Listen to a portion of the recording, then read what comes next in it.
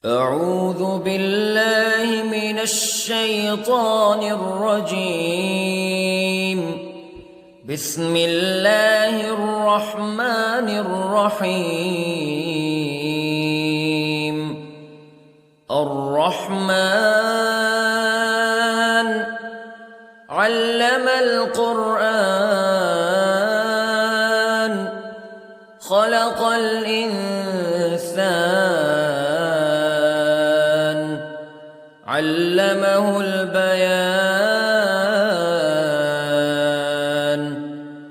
الشمس والقمر بحسبان والنجم والشجر يسجدان والسماء رفعها ووضع الميزان ألا تطغوا في الميزان وأقيموا الوزن بالقسط ولا تخسروا الميزان. والأرض وضعها للأنام فيها فاكهة والنخل ذات الأكمام والحب ذو العصف والريحان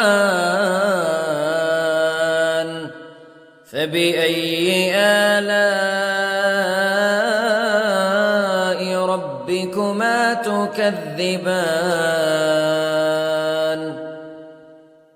خلق الإنسان من صلصال كالفخار وخلق الجان من مارج من نار فبأي آلاء ربكما تكذبان. رب المشرقين ورب المغربين فبأي آلاء ربكما تكذبان. مرج البحرين يلتقيان بينهما برزخ لا يبغيان فبأي آلاء ربكما تكذبان. يخرج منهما اللؤلؤ والمرجان فبأي آلاء ربكما تكذبان.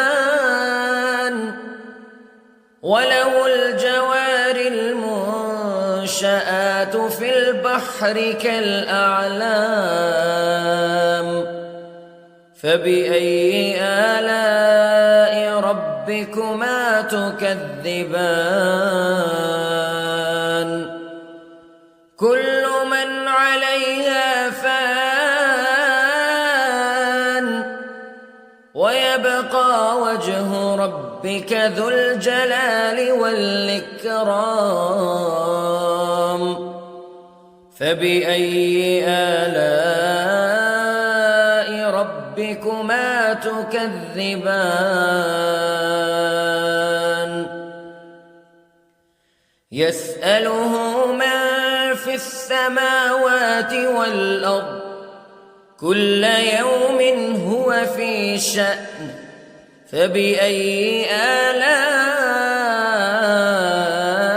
ربكما تكذبان. سنفرغ لكم أيها الثقلان فبأي آلاء ربكما تكذبان.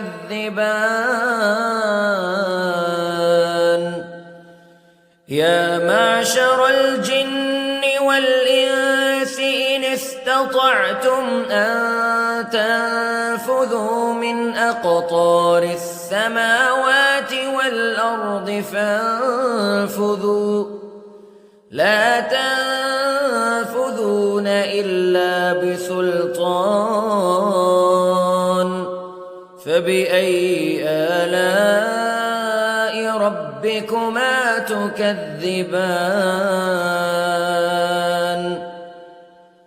يرسل عليكما شواظ من نار ونحاس فلا تنتصران فبأي آلاء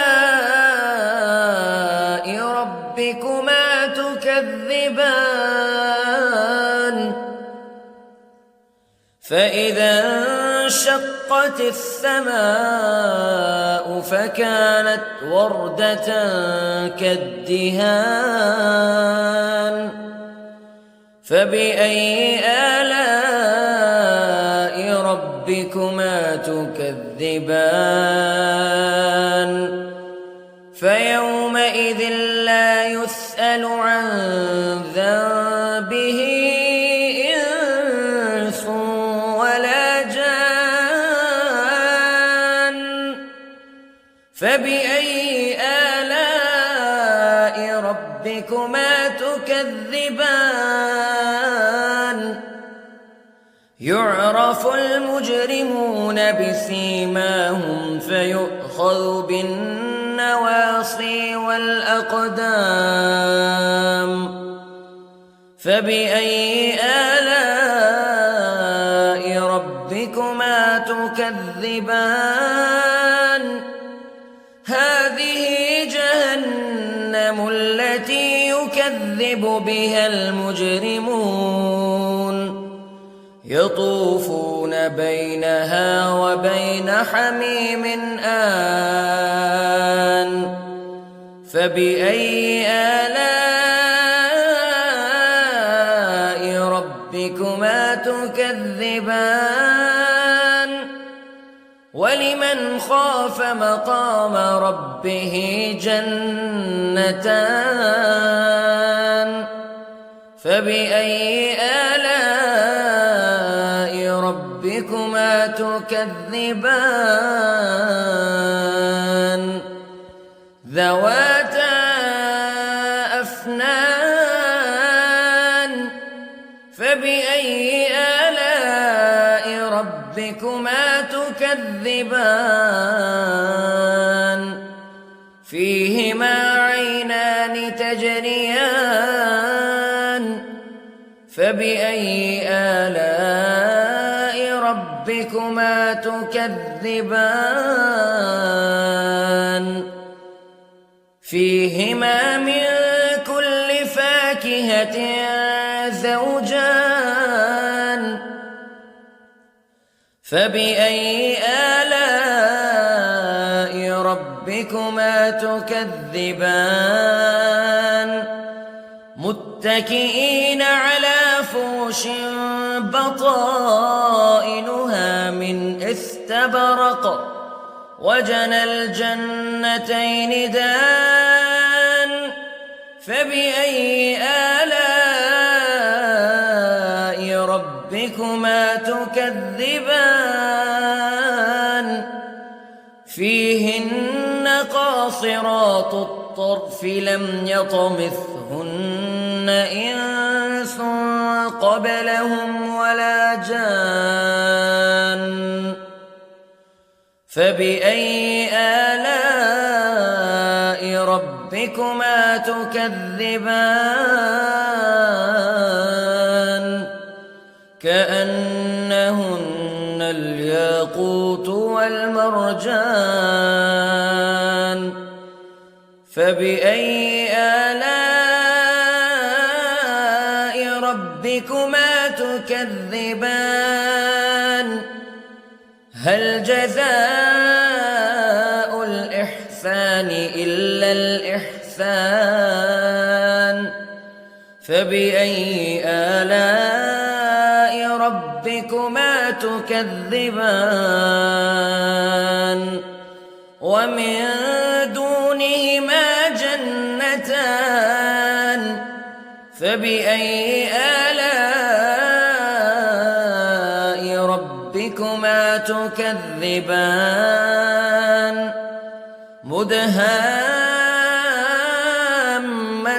مدهامتان فبأي آلاء ربكما تكذبان فيهما عينان نضاختان فبأي آلاء ربكما تكذبان فيهما فاكهة ونخل ورمان فبأي آلاء ربكما تكذبان فيهن خيرات حسان فبأي آلاء ربكما تكذبان حور مقصورات في الخيام فبأي آلاء ربكما تكذبان لم يطمثهن إنس قبلهم ولا جان